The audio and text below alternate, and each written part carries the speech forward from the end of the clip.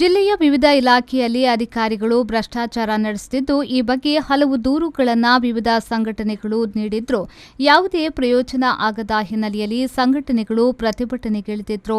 ಜಿಲ್ಲಾಡಳಿತ ಸ್ಪಂದಿಸುವವರೆಗೂ ಅಹೋರಾತ್ರಿ ಧರಣಿ ನಡೆಸಲು ನಿರ್ಧರಿಸಿದ ಕಾರ್ಯಕರ್ತರು ಪ್ರತಿಭಟನಾ ಸ್ಥಳದಿಂದ ಕದಲದೆ ಘೋಷಣೆಗಳನ್ನು ಕೂಗುತ್ತಾ ಪ್ರತಿಭಟನೆ ರಾತ್ರಿಯವರೆಗೂ ಮುಂದುವರೆಸಿದ್ರು. ಪೊಲೀಸರು ಹಾಗೂ ಇತರ ಅಧಿಕಾರಿಗಳು ಪ್ರತಿಭಟನಾಕಾರರನ್ನ ಮನವೊಲಿಸುವ ಪ್ರಯತ್ನ ಮಾಡಿದ್ರೂ ಸಾಧ್ಯವಾಗಲಿಲ್ಲ.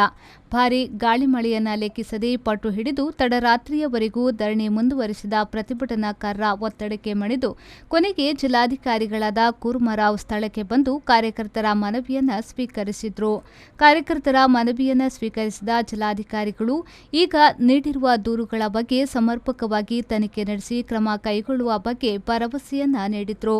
ಭ್ರಷ್ಟ ಅಧಿಕಾರಿಗಳ ವಿರುದ್ಧ ತನಿಖೆ ನಡೆಸುತ್ತೇವೆ, ಜಿಲ್ಲಾಡಳಿತಕ್ಕೆ ಸಮರ್ಪಕವಾದ ಮಾಹಿತಿಯನ್ನ ನೀಡುವಂತೆಯೂ ಜಿಲ್ಲಾಧಿಕಾರಿಗಳು ಮನವಿಯನ್ನ ಮಾಡಿಕೊಂಡರು.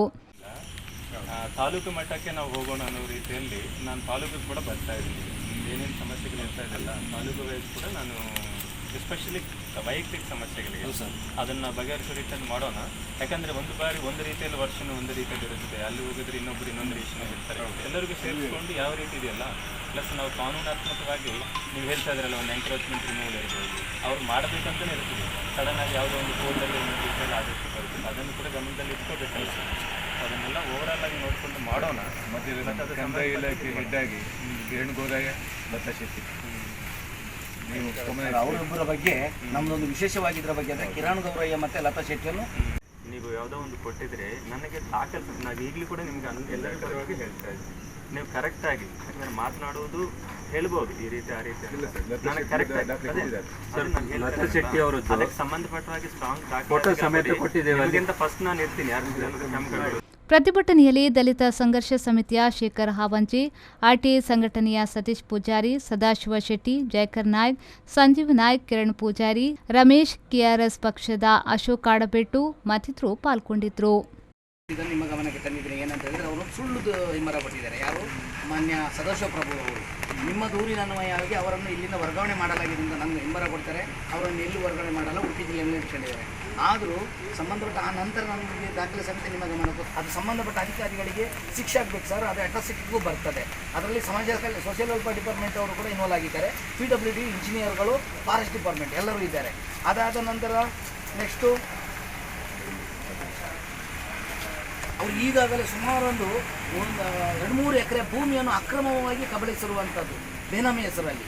ಒಬ್ಬ ಡೆಪ್ಟಿ ತಹಶೀಲ್ದಾರರಾಗಿ ಇಂಥದ್ದು ಮಾಡಿರುವಂಥದ್ದು. ಅದ್ರ ಬಗ್ಗೆನೂ ನಾವು ದೂರು ಕೊಟ್ಟಿದ್ದಾರೆ ನಮ್ಮ ಸಂಘಟನೆಯವರು. ಅದ ನಂತರ ಈ ಬ್ರಹ್ಮಾವರ ಶಾಂತರು ಗ್ರಾಮ ಪಂಚಾಯತ್ ವ್ಯಾಪ್ತಿನಲ್ಲಿ ಅಕ್ರಮವಾಗಿ ಕಟ್ಟಡಗಳನ್ನು ಇವರು ಒಳಬಾಡಿಗೆ ರೂಪದಲ್ಲೆಲ್ಲ ಕೊಟ್ಟಿದ್ದಾರೆ. ಅದನ್ನೇನು ಕಮ್ಮಿ ಬಾಡಿಗೆಯಲ್ಲಿ ಕೇವಲ 500, 1,000 ಇಷ್ಟೇ ಬಾಡಿಗೆ ಇರುತ್ತೆ ಸರ್. ಇವಾಗ ಗ್ರಾಮ ಪಂಚಾಯತ್ಗೆ ಎಷ್ಟು ಲಾಸ್ ಮಾಡ್ತಾ ಇದ್ದಾರೆ. ಇದ್ರ ನಿರಂತರವಾಗಿ ನಮ್ಮ ಜಿಲ್ಲಾಧ್ಯಕ್ಷರಾದ ಸದಾಶಿವ ಶೆಟ್ಟಿಯವರು ಹೋರಾಟ ಮಾಡ್ತಾ ಇದ್ದಾರೆ. ಅದ್ರ ಬಗ್ಗೆ ನಿಮಗೆ ದಾಖಲೆ ಸಮೇತ ಕೊಟ್ಟಿದ್ದಾರೆ. ಸದಸ್ಯರ ಕುಟುಂಬದವರಿಗೆ ಕೊಟ್ಟಿದ್ದಾರೆ, ಅವರ ಕುಟುಂಬದವರಿಗೇನೇ ಕೊಡ್ತಾ ಇದ್ದಾರೆ. ಮತ್ತು ಸರ್ ಈ ಆಯುಷ್ಮಾನ್ ಯೋಜನೆಯಲ್ಲಿ ಭಾರಿ ದೊಡ್ಡ ಮಟ್ಟದಲ್ಲಿ ಗೋಲ್ಮಾಲ್ ಆಗ್ತಾ ಇದೆ. ಇದು ಜನರಿಗೆ ಮುಟ್ಟುತ್ತಾ ಇಲ್ಲ ಈ ಯೋಜನೆ. ಜನರಿಗೆ ಇದ್ರ ಬಗ್ಗೆ ಗಮನ ಕೇಳಿದರೆ ಡಾಕ್ಟರ್ಸ್ಗಳು ಉಲ್ಟಾ ಸೀದಾ ಮಾತಾಡುವಂಥ ರೀತಿ ನಡೀತಿದೆ. ಇದ್ರ ಬಗ್ಗೆ ತಾವು ದಯವಿಟ್ಟು ಗಮನ ಕೊಡಬೇಕು. ಅದ್ರ ಬಗ್ಗೆ ನಾವು ಈಗಾಗಲೇ ಲಿಖಿತವಾಗಿ ಕೊಟ್ಟಿದ್ದೇವೆ ನಮಗೆ.